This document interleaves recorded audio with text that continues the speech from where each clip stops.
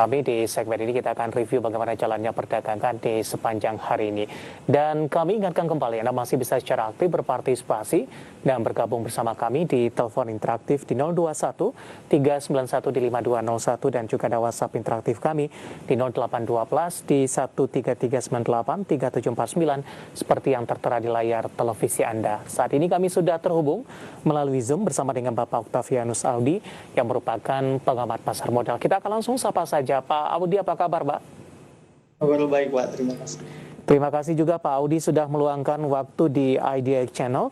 Pak Audi, setelah tertekan dalam beberapa hari perdagangan terakhir di penutupan sesi kedua jelang libur akhir pekan, indeks harga saham gabungan rebound Pak Audi 6.100-an kembali diduduki oleh indeks harga saham gabungan ditopang oleh perbankan big cap ini. Bagaimana analisis Anda pola pergerakan indeks harga saham gabungan di sepanjang perdagangan hari ini?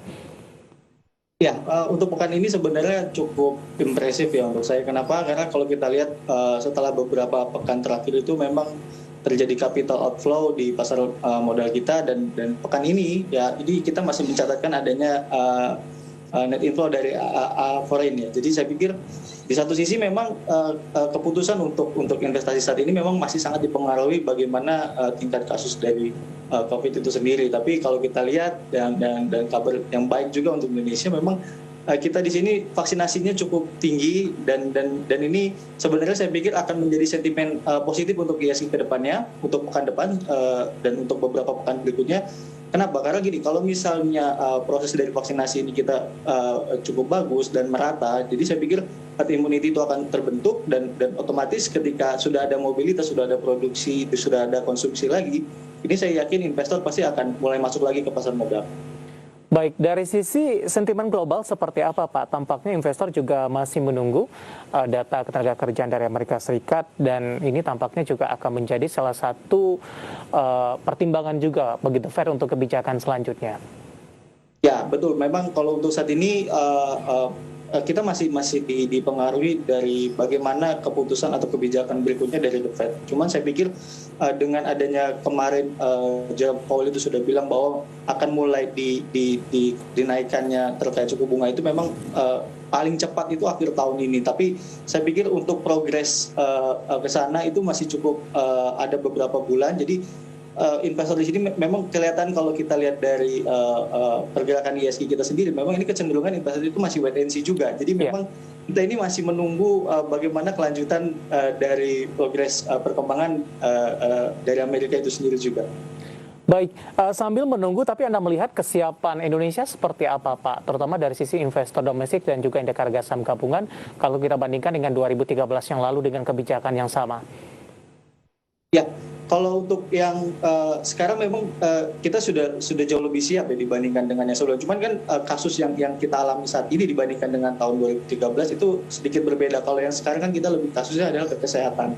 Jadi memang yang dititik beratkan adalah bagaimana negara itu menanggulangi, bagaimana proses recovery dari kesehatan itu sendiri dulu sebelum kita berbicara ke ekonomi. Tapi kita lihat sepanjang dari awal tahun ini aja, memang proses dari penurunan kasus dan ditambah lagi dengan vaksinasi juga kita sudah mulai meningkat dan terus dilakukan. Ini saya pikir akan menjadi dorongan sentimen positif juga, kesiapan kita juga. Jadi di satu sisi memang kita masih menunggu, masih wait and see juga bagaimana kebijakan dari Fed itu sendiri. Tapi di dalam negeri, kalau kita lihat dari indikator-indikator yang memang ini kita khususnya dari pemerintah maupun dari BI juga ini sudah siap untuk menghadapi adanya dari kebijakan The Fed itu sendiri.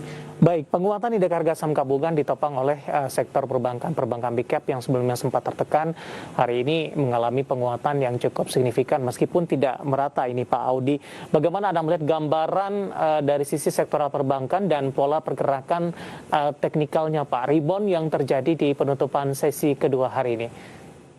Ya, kalau untuk sentimen untuk perbankan memang kurang lebih itu adalah dari faktor kredit. Dan kalau kita lihat memang sepanjang dari bulan dari awal Januari sampai dengan bulan Maret itu NPL kita perbankan keseluruhan ya, ini sudah mulai kecenderungan ada peningkatan lagi. Ya, jadi di satu sisi memang perbankan ini akan sangat berpacu sekali dengan adanya NPL itu sendiri. Jadi ketika ada peningkatan NPL ini saya yakin untuk para investor mulai masuk ke sektor perbankan pun akan lebih cenderung aware ya. Dimana memang kita harus tetap memperhatikan jika memang terus tumbuh NPL-nya, non-performing loans-nya, ini saya pikir akan menjadi kekhawatiran kita khususnya untuk sektor perbankan itu sendiri. Tapi di satu sisi kita lihat OJK di sini sudah menyatakan bahwa untuk menjaga momentum ini memperpanjang lagi relaksasi restruktur kreditnya. Jadi saya pikir ini akan menjadi penopang untuk perbankan kita untuk menguat setidaknya untuk beberapa pekan ke depan. Baik, rekomendasi Anda untuk perbankan, Pak Audi, terutama untuk perdagangan di minggu depan, lebih ke arah perbankan big cap mungkin terlebih dahulu? Ya, kalau untuk perbankan big cap ini masih consider untuk buy on break, khususnya untuk BBRI ini masih cukup menarik saya pikir. Even masih di atasnya level 3.830 ini masih cukup bagus, cukup menarik untuk Bank BRI. Ya, ketika nanti pekan depan sudah lewat dari 3.950 ini saya pikir akan bagus sekali. Kemungkinan besar dia akan menuju level 4.100 dan next targetnya sampai dengan 4.300. Jadi memang bertahap. Baik, sentimen Rekisu dampaknya seperti apa, Pak? Ya, kalau kita bicara sentimennya untuk BRI sebenarnya saya pikir akan bagus ya untuk jangka panjangnya. Kenapa? Karena tujuan dari isu BRI ini adalah kan untuk holding ultramikro. Dan memang kalau kita lihat sendiri porsi dari kreditnya BRI itu 40% adalah khusus untuk mikro. Jadi saya pikir dengan adanya holding ultramikro ini dengan Pegadaian dan dengan PNM ini saya pikir akan memperluas ekspansi kredit BRI khususnya untuk masyarakat kita yang belum tersentuh lembaga keuangan. Jadi saya pikir akan sangat bagus sekali. Tapi kalau misalnya kita lihat dari pergerakan chart, memang setiap emiten yang habis mengadakan isu kecenderungan akan koreksi dulu. Itu wajar sekali. Tapi ketika kita sudah tahu step ahead-nya dia dananya untuk apa, jadi saya pikir ini akan bagus sekali. Khususnya untuk BRI, saya masih tetap merekomendasikan untuk tetap beli untuk posisi sekarang. Baik, BRI masih direkomendasikan untuk beli 3930 menguat di 1,559. Tadi juga ada potensi ke 3950 maupun ke level selanjutnya begitu. Di luar dari BBRI untuk perbankan lainnya, BBNI, BMRI, BBCA dan juga perbankan lapis kedua, ada tidak yang Anda rekomendasikan juga, Pak Audi? Iya, kalau untuk perbankan sebenarnya saya suka dua itu, ada BRI, BCA, mungkin tambahan satu lagi itu ada Bank Mandiri, ya, dimana memang ketiga emiten ini adalah selain yang mempunyai PBV yang masih cukup rendah dibandingkan dengan sektornya, dan ini juga kapitalisasi pasarnya cukup besar, jadi memang kita investor juga lebih aman. Kalau untuk BCA saya juga masih consider untuk tetap beli, masih boleh akumulasi. Posisi sekarang dia masih kecenderungan bergerak sideways, jadi kita boleh akumulasi di level 32.300 sampai dengan 33.000. Jadi memang ruang untuk kita akumulasi masih ada. Targetnya jika memang dia tembus ke level 3.350, 3.350, maka peluang itu bisa sampai 34.000. Jadi memang sebenarnya masih cukup lumayan. Baik, selanjutnya ada BMRI di penutupan sesi kedua di 6125 menguat di 1,24%, Pak.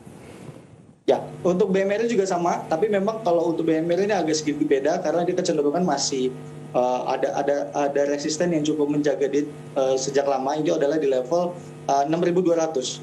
Jadi memang patokan kita untuk saat ini adalah even nanti BRI itu Bank Mandiri ini bisa break 6.200, saya pikir untuk minggu depan akan bagus sekali. Dengan peluang targetnya untuk pertamanya itu adalah kemungkinan besar targetnya adalah 6550. Jadi memang masih cukup lumayan untuk BMRI masih dikoleksi. Dan menariknya untuk Bank Mandiri ini dia masih ada support yang cukup kuat juga, itu adalah di level 5.800. Jadi selama masih di atas 5.800 saya masih rekomendasi untuk beli. Baik, rekomendasi dari beberapa perbankan big cap dan semoga bisa menjadi referensi untuk Anda, dan kami ingatkan kembali Anda masih bisa aktif bergabung bersama kami di telepon interaktif dan juga WhatsApp interaktif kami seperti yang tertera di layar televisi Anda. Pak Audi, selain dari perbankan, Pak, saham-saham berbasis komoditas terutama untuk pertambangan batubara hari ini juga mengalami penguatan yang cukup signifikan, Pak Audi. Tadi juga kami sampaikan dari posisi informasi harga komoditas ini lagi menembus ke level tertinggi terbarunya di 175, tertinggi sejak 2008. Bagaimana Anda melihat kondisi dari sektor komoditas terutama dari pertambangan batubara, Pak Audi? Ya, sebenarnya ini ada efek kejut juga ya, di mana memang setelah adanya produksi itu sempat berhenti itu di tahun 2020 dan harga batu bara juga waktu itu sempat drop. Komoditas ketika market crash juga ikutan turun cukup dalam, tapi ketika recovery dengan adanya peningkatan permintaan yang cukup signifikan, khususnya dari China, karena China ini memang pengguna batu bara atau konsumsi batu baranya cukup besar dan emiten atau perusahaan batu bara di Indonesia ini kecenderungan memang lebih banyak ekspornya adalah ke China. Jadi memang kita patokannya adalah di China. Ketika China ini sudah produksi sudah mulai jalan, aktivitas mereka sudah mulai dibuka kembali. Ini saya pikir peluang peningkatan harga batu bara itu akan terus meningkat seiring dengan adanya demand dari batu bara itu sendiri. Baik. Jadi saya pikir untuk emiten batu bara ini biasanya akan sejalan atau korelasinya akan positif antara harga komoditas dengan kenaikan harga emitennya. Jadi ketika harganya naik, seharusnya pendapatan yang akan diterima untuk emiten batubara itu juga akan naik di akhir tahun ini. Menarik Pak Audi, di WhatsApp interaktif kami cukup banyak pertanyaan masuk sampai sejauh ini. Kita juga masih menunggu partisipasi di line telepon. Nanti juga kita akan lihat saham-saham pilihan apakah ada dari pertambangan batubara yang juga Anda rekomendasikan. Nanti kita akan lanjutkan dan pemirsa kami akan segera kembali sesaat lagi.